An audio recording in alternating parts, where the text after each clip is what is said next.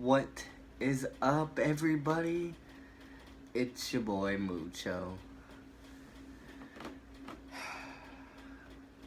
This is the life of nobody. Today, for this captain's log, oh man, day 35. It's a weird day for me. I don't know, honestly don't know how to react to it or what to do personally. So this is honestly gonna be, I don't know. So anyway, let's get started. So November 5th. This is a big day for me because on November 5th, my mother passed away when I was 15 years old.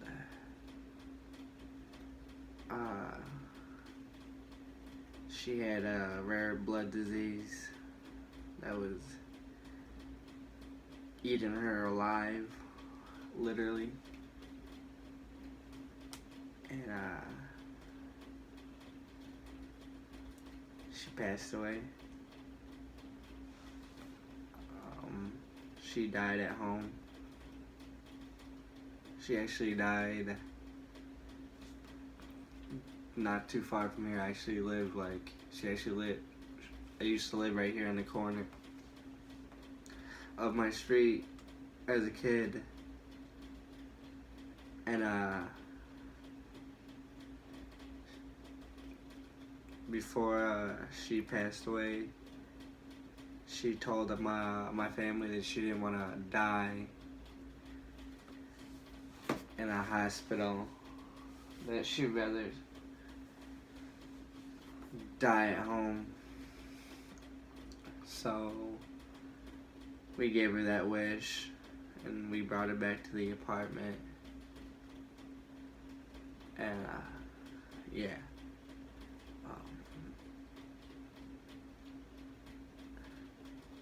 Let's see. Man, I think the worst was watching her, like, just seeing it all happen, and then it happening. Like, I watched her lose her ability to walk. I used to walk downstairs at night because she couldn't walk up the stairs in the apartment. So she slept downstairs in the living room. And I'd be up in my room playing games. And I'd go downstairs, to get something to eat or something to drink. And I would find my mother leaning over the table, just holding on. She knew she was losing her ability to completely walk, and so she literally would just fight for her final days, just standing up when she could. If she got a chance just to stand up for a little bit, she would just stand up. And I used to find her at night just leaning up over the table, and then she wasn't able to go back to bed. So I would have to guide her and pick her up and lay her back down. And then one day she got really bad and she went back to the hospital.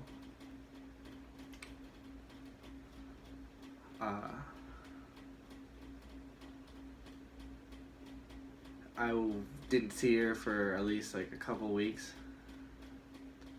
And then finally when I saw her, she was obviously on the hospital bed. And she was losing her memory. She had a tough time remembering who I was, who my niece was for a second. But she was still there. She wasn't really able to talk as well either.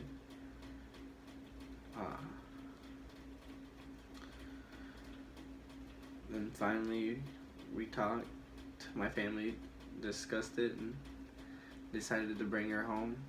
And the doctor said that if we bring her home, she would probably only last a week until she passes away. So obviously we took her home because she didn't want to go in the hospital. And she only lasted a night. It was on that day, on November 5th, obviously, today. 9 years ago. My father had left to go pick up my brothers and sisters from school. I was at home. I got suspended, so I was just at home taking care of my niece. And we had a hospice nurse there helping take care of my mother. And I had put on a movie. I put on Rush Hour. And the movie was playing for a little bit. I was messing around with my niece.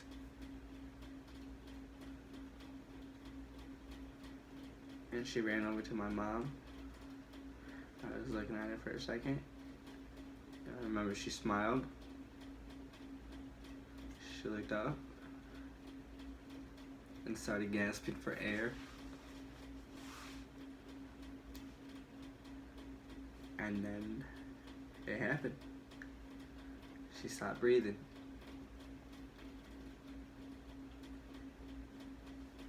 I was pretty much in shock at first. I didn't know how to handle it. I didn't cry at first. But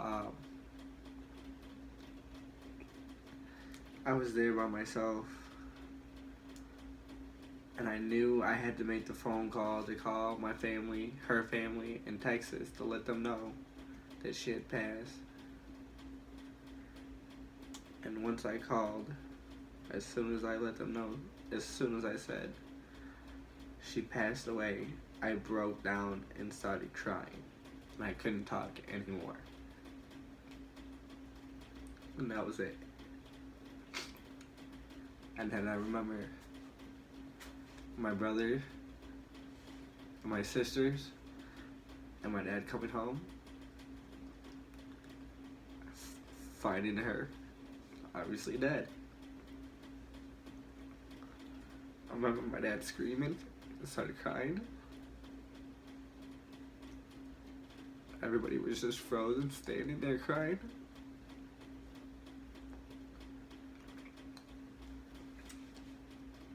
That was it. I guess the worst part is kind of like seeing them coming home and finding her gone.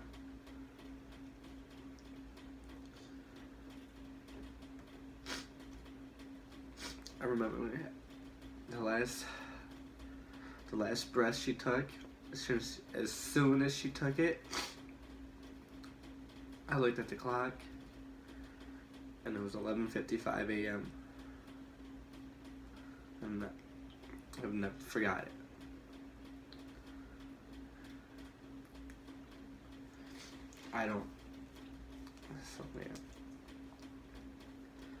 So every year on November 5th, I really just don't know how to react. This year, I literally just slept in bed all day until I had to go to work, and I didn't have to go to work until 6 p.m. and I didn't get up until 5, literally. I'm gonna, excuse me for a second.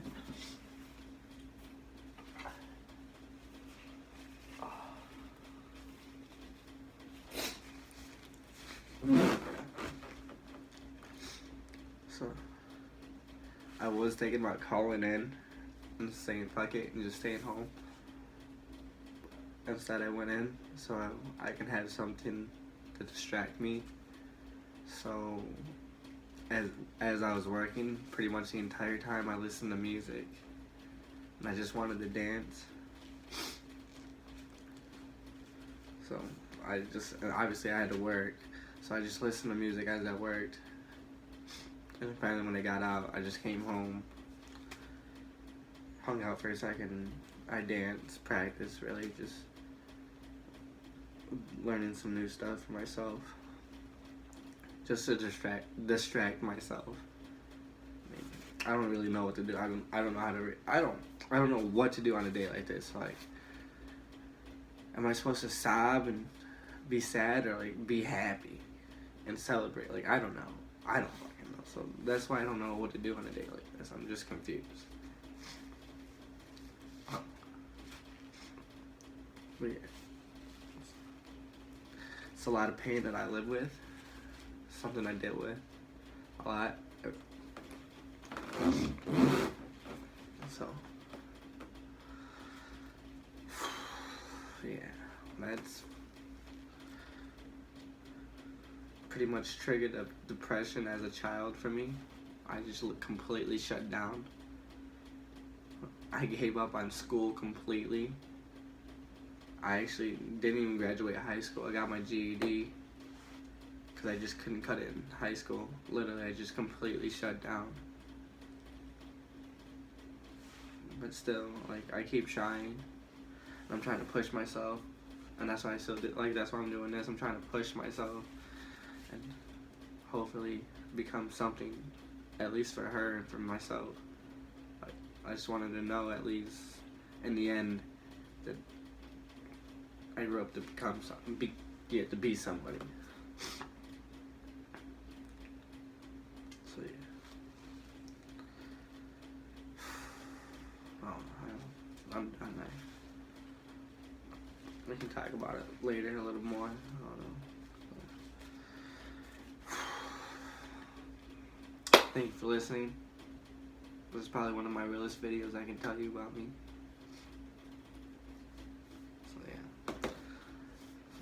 Go down. I don't even care right now. I don't even want to say it, but thank you again for listening. It's your boy Mucho. This is the life of nobody. And it's time for me to skedaddle on out of here. Peace.